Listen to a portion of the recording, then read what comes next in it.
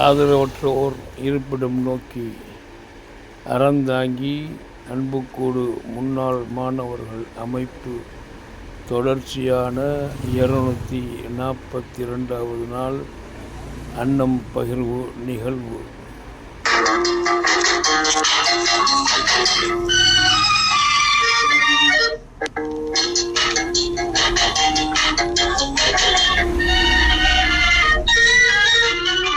அறுபதில் இளமை இருப்பது இனிமை, வயதான எல்லோரும் பலவீனம் அடைவதில்லை.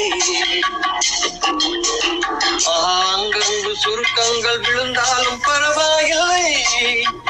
Sweet 60 be active, be freely. 60 புதுமை அடைவது கொடுமை.